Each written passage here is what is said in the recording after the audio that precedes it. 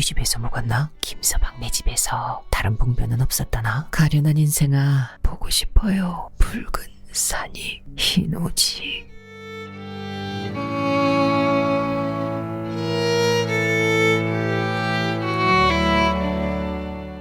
붉은 산. 김동인.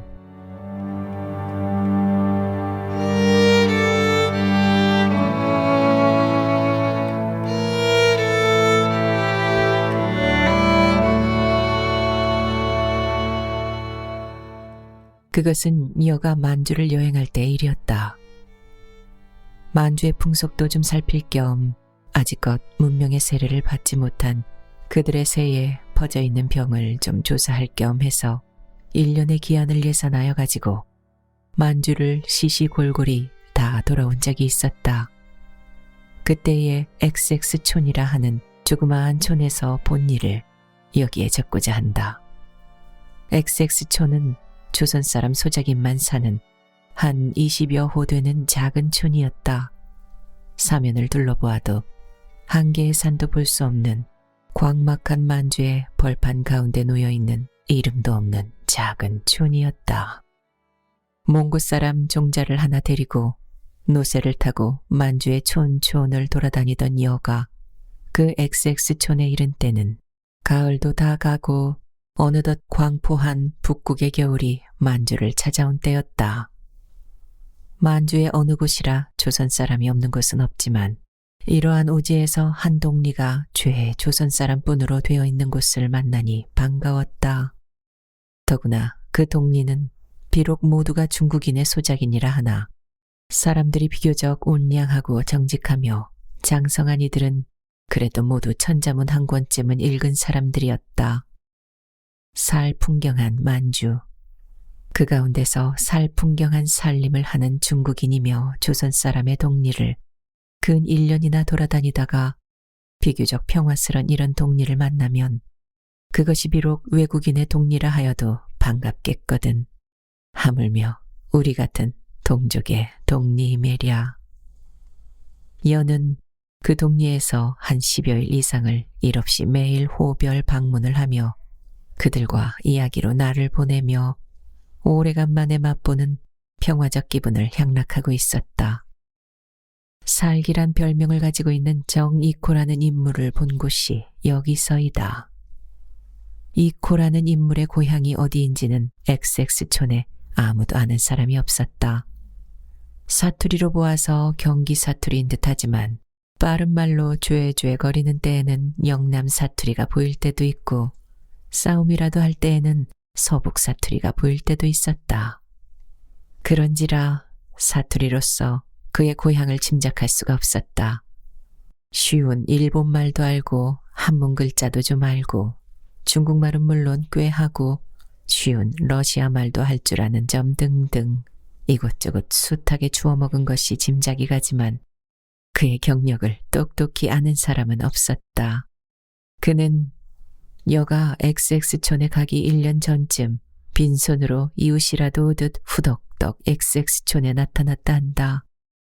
생김으로 보아서 얼굴이 쥐와 같고 날카로운 이빨이 있으며 눈에는 교활함과 독한 기운이 늘 나타나 있으며 바룩한 코에는 코털이 밖으로까지 보이도록 길게 났고 몸집은 작으나 민첩하게 되었고 나이는 25에서 40까지 임의로 볼 수가 있으며 그 몸이나 얼굴 생김이 어디로 보든 남에게 미움을 사고 근접지 못할 놈이라는 느낌을 갖게 한다.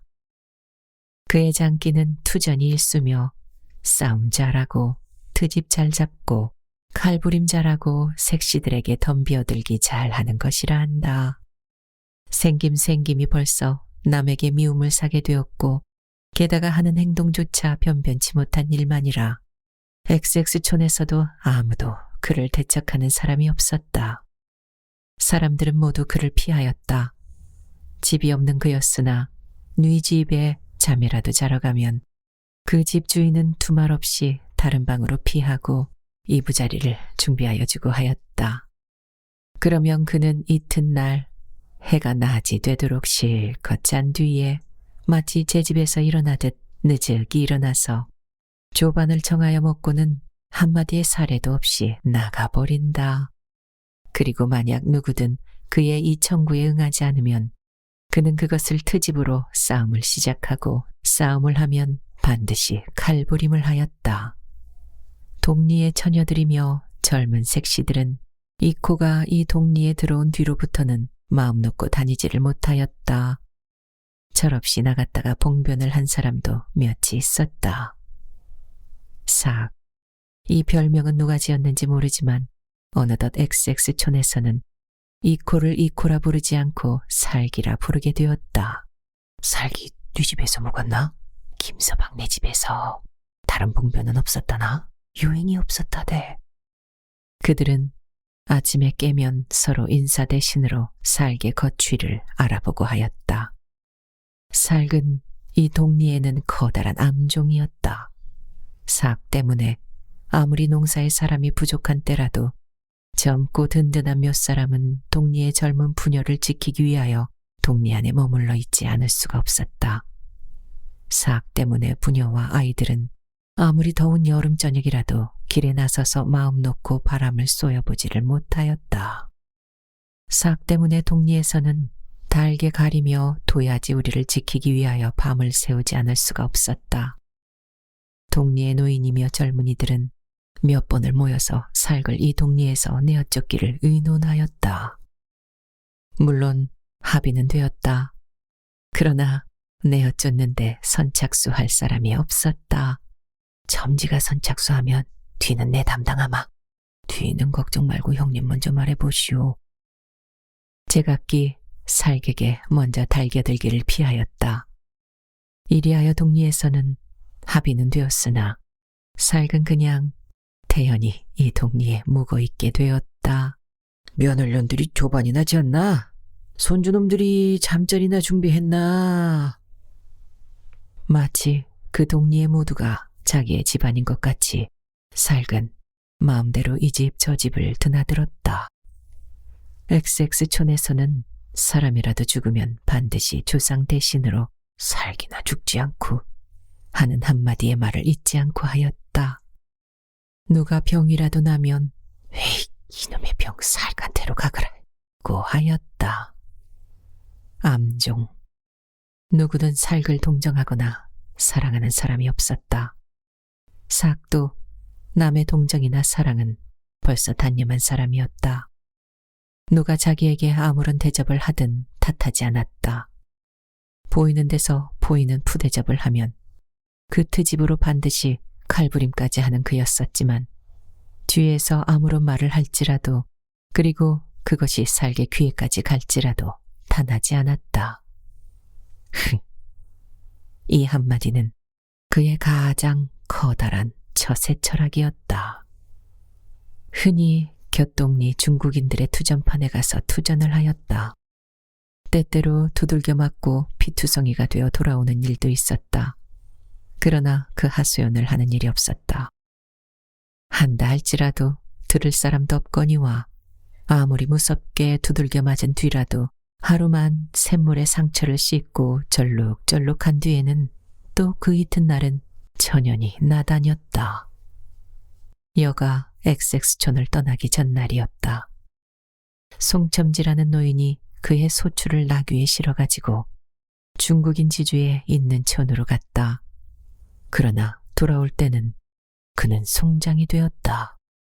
소출이 좋지 못하다고 두들겨 맞아서 부러져 꺾어진 송첨지는 나귀 등에 몸이 결박되어서 겨우 XX촌으로 돌아왔다. 그리고 놀란 친척들이 나귀에서 몸을 내릴 때에 절명되었다. XX촌에서는 왁작하였다. 원수를 갚자. 명 아닌 목숨을 끊은 송첨지를 위하여 동리의 젊은이며 늙은이는 모두 흥분되었다. 제각기 이제라도 들고 일어설 듯하였다. 그러나 그뿐이었다. 누구든 앞장을 서려는 사람이 없었다. 만약 이때에 누구든 앞장을 서는 사람만 있었다면 그들은 곧 그 지주에게로 달려갔을지 모른다. 그러나 제가 앞장을 서겠노라고 나서는 사람은 없었다.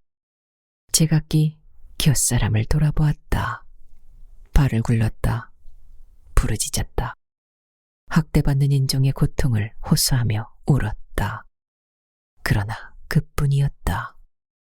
남의 일로 지주에게 반항하여 제 밥자리까지 떼이기를 꺼림인지 어쩐지 여로는 모를 배로 돼 용감히 앞서서 나가는 사람은 없었다.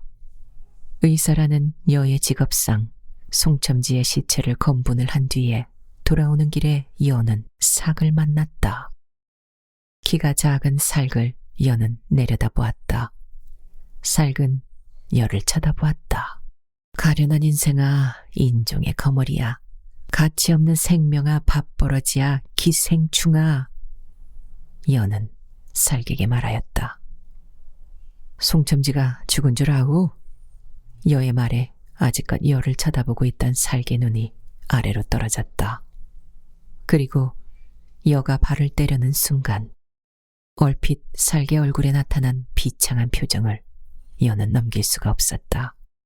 고향을 떠난 만리 밖에서 학대받는 인종의 가엾음을 생각하고 그 밤은 여도 잠을 못 이루었다. 그 억울함을 호소할 곳도 못 가진 우리의 처지를 생각하고 여도 눈물을 금치를 못하였다. 이튿날 아침이었다. 여를 깨우러 달려오는 사람의 소리에 여는 반사적으로 일어났다. 살기 동구 밖에서 피투성이가 되어 죽어 있다는 것이었다. 여는 살기라는 말에 눈살을 찌푸렸다. 그러나 의사라는 직업상 곧 가방을 수습하여 가지고 살기 넘어진 데까지 달려갔다. 송첨지의 장례 때문에 모였던 사람 몇은 여의 뒤로 따라왔다. 여는 보았다. 살기 허리가 기역자로 뒤로 부러져서 밭고랑 위에 넘어져 있는 것을 여는 달려가 보았다. 아직 약간의 온기는 있었다. 이코! 그러나 그는 정신을 못 차렸다. 여는 응급수단을 하였다. 그의 사지는 무섭게 경련되었다. 이윽고 그가 눈을 번쩍 떴다. 이코, 정신 드나? 그는 여의 얼굴을 보았다. 끝이 없이 한참을 쳐다보았다. 그의 동자가 움직였다. 겨우 의의를 깨달은 모양이었다. 선생님, 저는 갔었습니다. 어디를? 그놈, 지주놈의 집에. 뭘? 여는 눈물 나오려는 눈을 힘있게 닫았다. 그리고 덥석 그의 벌써 식어가는 손을 잡았다. 잠시의 침묵이 계속되었다. 그의 사지에서는 무서운 경련이 끊임없이 일었다. 그것은 죽음의 경련이었다. 듣기 힘든 작은 그의 소리가 또 그의 입에서 나왔다. 선생님, 왜? 보고 싶어요. 전 뭐이? 그는 입을 움직였다. 그러나 말이 안 나왔다. 기운이 부족한 모양이었다. 잠시 뒤 그는 또다시 입을 움직였다. 무슨 소리가 그의 입에서 나왔다. 뭘 보고 싶어요. 붉은 산이 그리고 흰 옷이. 아, 죽음에 임하여 그는 고국과 동포가 생각난 것이었다. 여는 힘있게 감았던 눈을 고즈넉이 떴다. 그때의 살개 눈도 번쩍 띄었다. 그는 손을 들려 하였다. 그러나 이미 부러진 그의 손은 들리지 않았다. 그는 머리를 돌이키려 하였다. 그러나 그 힘이 없었다. 그의 마지막 힘을 혀끝에 모아가지고 그는 다시 입을 열었다. 선생님, 왜? 저거. 뭘? 저기 붉은 산이 그리고 흰 옷이. 선생님, 저게 뭐예요?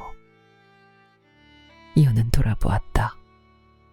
그러나 거기는 황막한 만주의 벌판이 전개되어 있을 뿐이다. 선생님, 장가 불러주세요. 마지막 소원. 장가를 해주세요. 동해물과 백두산이 마르고 닳도록. 여는 머리를 끄덕이고 눈을 감았다. 그리고 입을 열었다. 여의 입에서는 창가가 흘러나왔다. 여는 고즈넉이 불렀다. 동해물과. 고즈넉이 부르는 여의 창가 소리에 뒤에 둘러섰던 다른 사람의 입에서도 숭엄한 코러스는 울리어 나왔다. 무궁화 삼천리 화려강산. 광막한 겨울의 만주벌 한평 구석에서는 밥버러지 이코의 죽음을 조상하는 숭엄한 노래가 차차 크게 엄숙하게 울리었다. 그 가운데서 이코의 몸은 점점 식었다.